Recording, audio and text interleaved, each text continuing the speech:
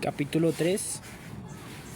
Puedo decir que en rigor el verano reemplazó muy pronto al verano. Sabía que con la subida de los primeros calores sobrevendría algo nuevo para mí. Mi proceso estaba inscrito para la última reunión del tribunal que se realizaría el primer mes de junio. En el mes de junio. La audiencia comenzó mientras afuera el sol estaba en su plenitud. El abogado me había asegurado que no duraría más de 2 o 3 días. Por otra parte, había agregado, el tribunal tendría prisa porque su asunto no es el más importante de la audiencia. Hay un parricidio que pasará inmediatamente después. A las 7:30 de la mañana vinieron a buscarme y el coche celular me condujo al Palacio de Justicia. Los dos gendarmes me hicieron entrar en una habitación pequeña que olía a humedad. Esperamos sentados cerca de una puerta tras la cual se oían voces, llamamientos, ruidos de sillas y todo un bullicio que me hizo pensar en esas fiestas de barrio en las que se arregla la sala para poder bailar después del concierto. Los gendarmes me dijeron que era necesario esperar el tribunal y uno de ellos me ofreció un cigarrillo que rechacé. Me preguntó poco después si estaba nervioso. Respondí que no, y aún en cierto sentido me interesaba ver un proceso. No había tenido nunca ocasión para hacerlo en mi vida.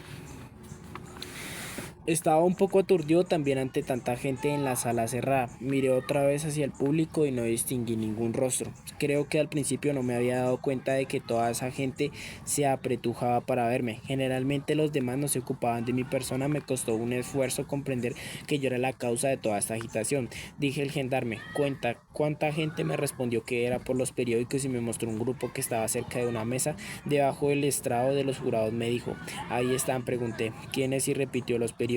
Conocía a uno de los periodistas que le vio en ese momento y se dirigió hacia nosotros. Era un hombre ya bastante entrado en años, simpático, con una cara gesticulosa.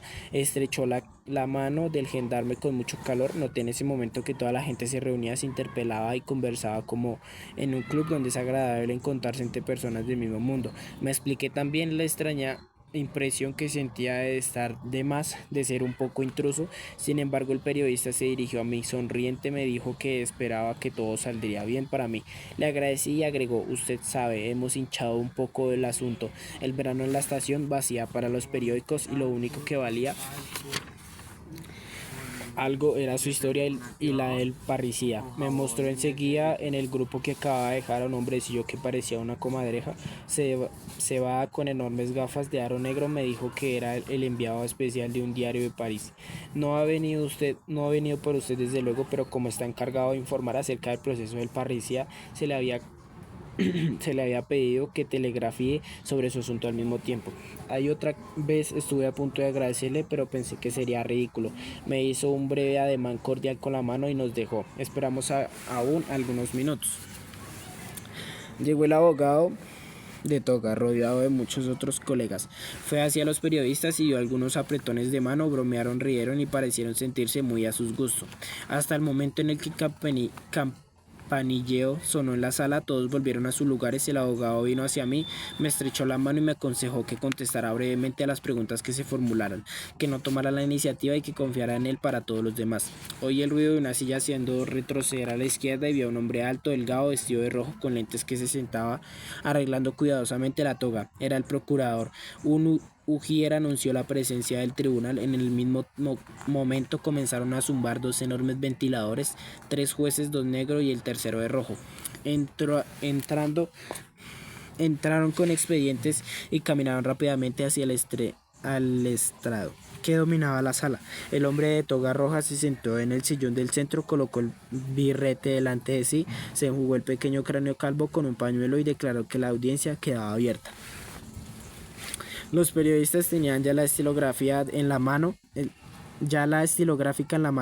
Aparentaban todo el mismo aire indiferente y un poco zumbón. Sin embargo, uno de ellos, mucho más joven, vestido de franela gris con corbata azul, había dejado la estilográfica delante de sí y me miraba. En su rostro, un poco asimétrico, no veía más que los dos ojos muy claros que me examinaba atentamente sin expresar nada indefinible, y tuve la singular impresión de ser mirado por mí mismo. Quizá haya sido por esto o también porque no conocía las costumbres del lugar, pero no comprendí claramente todo lo que ocurrió enseguida: el sorteo de los jurados, las preguntas planteadas por el presidente, el abogado, al procurador y al jurado. Cada vez todas las cabezas de los jurados se volvían al mismo tiempo hacia el tribunal. Una rápida lectura del acta de acusación, en la que reconocía nombres de lugares y de personas, y nuevas preguntas del abogado. Del seno del público informé un momento antes. Vi levantarse uno por uno para desaparecer enseguida por una puerta lateral. Directorio, el portero del asilo, al viejo Tomás Pérez, a Raimundo Amazonas, a la mano a María. Esta me hizo una ligera seña ansiosa, estaba asombrada aún de no haberlos visto antes. Cuando al llamado de su nombre se levantó el último, Celeste reconocí a su lado a la mujercita del restaurante con la chaqueta y el aire preciso y decidido. Me miraba con intensidad, pero no tuvo tiempo de reflexionar porque el presidente tomó la palabra, dijo que iba a comenzar la verdadera audiencia y que creía inútil recomendar al público que conservara la calma. Según él, estaba allí para ir con imparcialidad la audiencia de un asunto que quería considerar con objetividad. La sentencia dictada por el jurado sería adoptada con espíritu de justicia y en cualquier caso haría desalojar la sala al menor incidente. El interrogatorio comenzó enseguida. El presidente me preguntó con calma y me pareció que aún con un matiz de cordialidad se me hizo declarar otra vez sobre mi identidad y a pesar de mi irritación pensé que en el fondo era bastante natural porque sería muy grave juzgar a un hombre por otro. Cada vez respondí sí, señor presidente, según las instrucciones del abogado. Esto fue largo porque el presidente era muy minucioso en su relato. Entre tanto los periodistas escribían, yo sentía mirada del periodista más joven y de la pequeña autómata. La banqueta de tranvía se geó y el expediente y se volvió hacia mí abanicándose. Me dijo que debía abordar ahora cuestiones aparentemente extrañas al asunto, pero que quizá la tocasen bien de cerca. Comprendí que iba a hablarme otra vez de mamá y sentí al mismo tiempo cuánto me aburría. Me preguntó por qué había metido a mamá en el asilo. Contesté que porque carecía de dinero para no hacerla atender y cuidar. Me preguntó si me había costado personalmente y contesté que ni mamá ni yo esperábamos nada uno del otro, de nadie por otra parte, y que ambos nos habíamos acostumbrado a nuestras nuevas vidas. Del presidente dijo entonces que no quería insistir sobre este punto y preguntó al procurador si no tenía otra pregunta que formularme. No tuve tiempo de reflexionar, se me hizo subir al coche el celular y se me condujo a la cárcel donde comí. ¿Qué? El procurador estaba medio vuelto de espaldas hacia mí y sin mirarme declaró que con la autorización del presidente quería saber si yo había vuelto al manantial con la intención de matar al árabe. No, dije entonces porque estaba armado y porque volver a ese lugar precisamente. Dije era al azar y el procurador señaló con un acento cruel, nada más por el momento. Todo fue enseguida un poco confuso, por lo menos para mí, pero después de algunos concilios el presidente declaró que la audiencia quedaba levantada y transferida hasta la tarde para recibir la declaración de los testigos. No tuve tiempo de reflexionar, se me hizo subir al coche celular y se me condujo a la cárcel donde comí. Al cabo de muy poco tiempo, exactamente necesario para darme cuenta que estaba cansado, volvieron a buscarme, todo comenzó de nuevo y me encontré mismo de la sala, delante de los mismos rostros, solo que el calor era mucho más intenso y como por milagro cada uno de los jurados, el procurador, el abogado y algunos periodistas estaban también provistos de abanicos de paja. El periodista joven y la mujercita estaban siempre allí, pero no se abanicaban y seguían mirándome sin decir nada. Le preguntaron si mamá se quejaba de mí y dijo que sí, pero que sus pensionistas tenían un poco la manía de quejarse de los parientes. El presidente le hizo precisar si ella me reprochaba el haberla metido en el asilo y el director dijo otra vez que sí, pero esta vez no agregó nada. A otra pregunta contestó que había quedado sorprendido de mi calma el día del entierro. Le preguntaron qué entendió por calma. El director miró entonces la punta de sus zapatos y dijo que yo no había querido ver a mamá, que no había llorado ni una sola vez y que después del entierro había partido enseguida sin recogerme ante su tumba. Otra cosa la había sorprendido. Un empleado de pompas fúnebres le había dicho que yo no sabía la edad de mamá. Hubo un momento de silencio y el presidente le preguntó si estaba seguro de que era de mí de quien había hablado. Como el director no comprendía la pregunta, le dije así lo dispone la ley. Luego el presidente preguntó al abogado general si quería interrogar al testigo y procurador gritó: "Oh no, es suficiente". Con tal ostentación y tal mirada triunfante hacia mi lado que por primera vez desde hacía muchos años tuve un estúpido deseo de llorar porque sentí cuando me detestaba toda esa gente. Después de haber preguntado al jurado y al abogado si tenían preguntas que formular, el presidente oyó al portero. Para él como para todos los demás se repitió el mismo ceremonial. Cuando llegó el portero me miró y apartó la vista. Respondió a las preguntas que se le formularon. Dijo que yo no había querido ver a mamá, que había fumado, que había dormido y tomado café con leche. Sentí entonces que algo gritaba a toda la sala y por primera vez comprendí que era culpable. Hicieron repetir al portero general, me miró con brillo irónico en los ojos. En ese momento el abogado preguntó al portero si no había fumado conmigo. pero el procurador se opuso violentamente a esta pregunta: ¿quién es aquí el criminal y cuáles son los métodos que consisten en marchar a los testigos de la acusación para desvirtuar testimonios que no por eso resultan menos aplastantes? Pase a todo, el presidente ordenó al portero que respondiese a la pregunta. El viejo dijo con aire codicio: sé perfectamente que hice mal, pero no me atreví a rehusar el cigarrillo que el señor me ofreció. En último lugar, me preguntaron si no tenía nada que agregar. Nada, respondí, solamente que el testigo tiene razón. Es verdad que le ofrecí un cigarrillo. El portero me miró entonces con un poco de asombro y una especie de gratitud. Vaciló, luego dije que era él quien me había ofrecido el café con leche. El abogado triunfó ruidosamente y declaró: con los jurados aprecian, pero el procurador atronó sobre nuestras cabezas y dijo: si los señores jurados aprecian, si los señores jurados apreciaran y llegaran a la conclusión de que un extraño podía proponer tomar café porque un hijo debía rechazarlo delante del cuerpo de la que él le había dado la vida. El portero volvió a su asiento.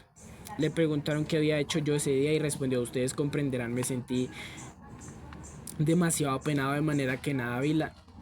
La pena me impedía ver, porque era para mí una pena muy grande, y hasta me desmayé, de manera que no pude ver al señor. El abogado general le preguntó si por lo menos me había visto llorar.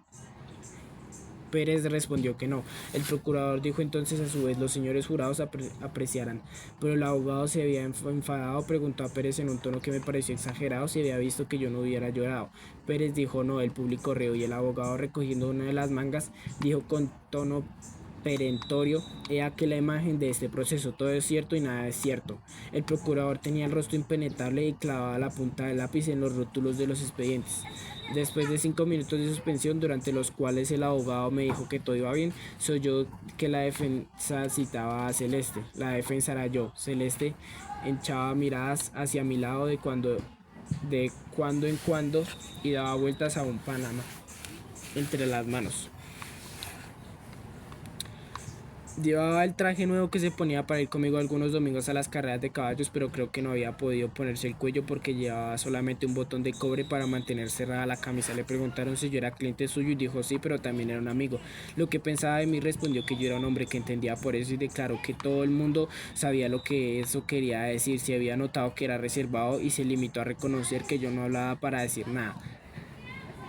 El abogado general le preguntó si yo pagaba regularmente la pensión. Celeste se rió y declaró: esos eran detalles de entre nosotros. Le preguntaron otra vez qué pensaba de mi crimen. Apoyó entonces las manos en la barra y se veía que había preparado alguna respuesta. Dijo: para mí es una desgracia. Todo el mundo sabe lo que es una desgracia. Lo dejó a uno sin defensa. Y bien, para mí es una desgracia. Iba a continuar, pero el presidente le dijo que estaba bien y que se le agradecía. Entonces Celeste quedó un poco perplejo, pero declaró que quería decir algo más. Se le pidió que fuese breve y repitió que aún que era una desgracia, y el presidente dijo: sí, de acuerdo, pero estamos aquí no para juzgar desgracias de este género. Muchas gracias. Como si hubiese llegado al colmo de su sabiduría y me parecía que le brillaban los ojos y le temblaban los labios, parecía preguntarme qué más podía hacer. Yo no dije nada, no hice gesto alguno, pero es la primera vez en mi vida que sentí deseos de besar a un hombre. El presidente le ordenó otra vez que abandonara la barra. Celeste fue a sentarse en el escaño. Durante todo el resto de la audiencia quedó allí un poco inclinado hacia adelante con los codos en las rodillas, el Panamá sobre las manos, oyendo todo lo que se decía. El presidente quiso saber cuáles eran sus relaciones conmigo. Dijo que era mi amiga. A otra pregunta contestó que era cierto que debía casarse conmigo. El procurador, que hojeaba un expediente, le preguntó con tono brusco cuándo comenzó nuestra unión. María entró. Ella indicó la fecha. El procurador señaló con el aire indiferente que le parecía que era el día siguiente al de la muerte de mamá. Luego dijo con ironía que no quería insistir sobre una situación delicada, que comprendía muy bien los escrúpulos de María, pero, y aquí su acento se volvió más duro, que su deber le ordenaba pasar por encima de las conveniencias. Pidió pues a María que resumiera el día en el que yo la había conocido. María no quería hablar, pero ante la insistencia del procurador recordó el baño, la ida al cine y el regreso a mi casa. El abogado general dijo, después de las declaraciones de María, en el sumario de instrucción había consultado los programas de esa fecha. Agregó con la propia María: diría qué película pensaba entonces. Con voz casi indudable, María indicó que en efecto era una película de Femandel. Cuando concluyó, el silencio era completo en la sala. El procurador se levantó entonces muy gravemente y con voz me pareció verdaderamente conmoviente, y con voz me pareció verdaderamente conmoviente. El dedo tendido hacia mí, articuló letalmente: señores jurados, al día siguiente de la muerte de su madre, este hombre tomaba baños, comenzaba. Cuando concluyó, el silencio era completo en la sala. El procurador se levantó entonces muy gravemente y con voz que me pareció verdaderamente conmoviente, y con voz que me pareció verdaderamente conmoviente.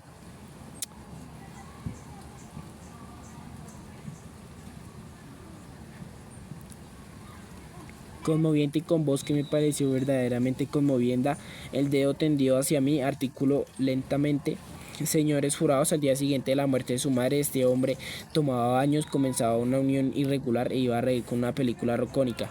No tengo nada más que decir.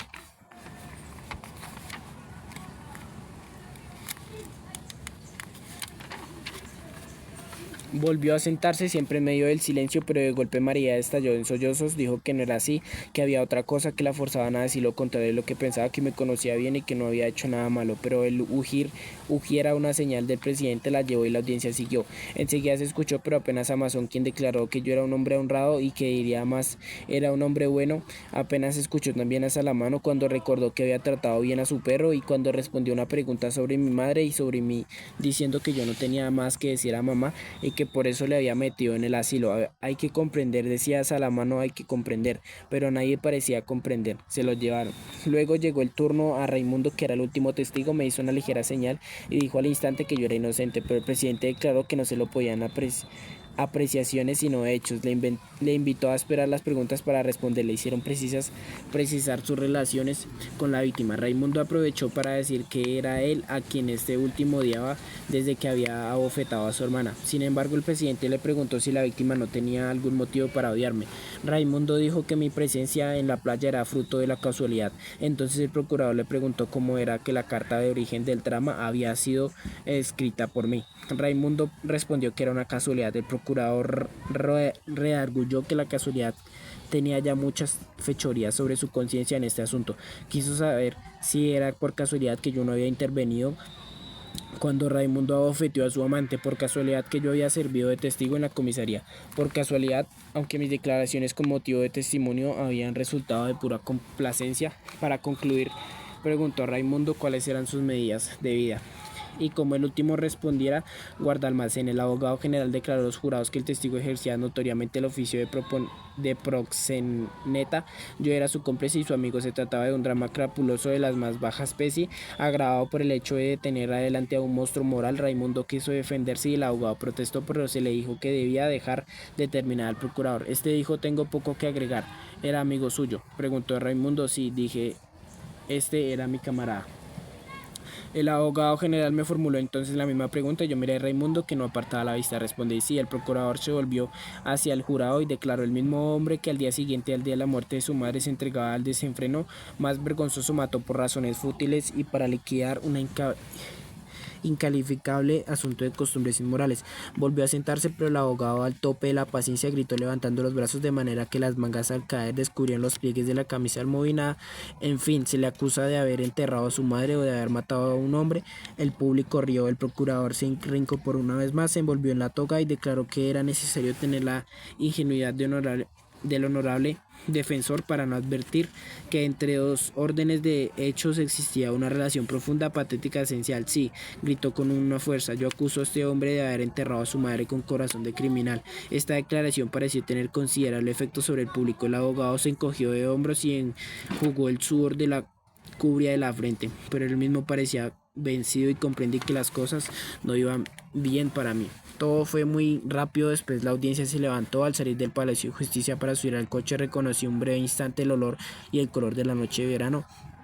En la oscuridad de la cárcel rodante encontré uno por uno, surgidos de lo hondo de mi fatiga, todos los ríos familiares de una ciudad quemada y de cierta hora en la que ocurría al sentirme feliz. El grito de los vendedores de diarios en el aire calmó de la tarde, los últimos pájaros en la plaza, el pregón de los vendedores desemparedados, la queja de las tranvías en los recodos elevados de la ciudad y el rumor del cielo antes de que la noche caiga sobre el puerto. Todo esto recomponía para mí un itinerario de ciego que conocía bien antes de entrar a la cárcel. Si era la hora en la que hace ya mucho tiempo me sentía contento, entonces me esperaba siempre un sueño ligero y sin pesadillas, y sin embargo había cambiado, pues a la espera del día siguiente fue la celda lo que volví a encontrar, como si los caminos familiares trazados en los cielos de verano pudiesen conducir tanto a cárceles como a los sueños inocentes. Final del capítulo 3.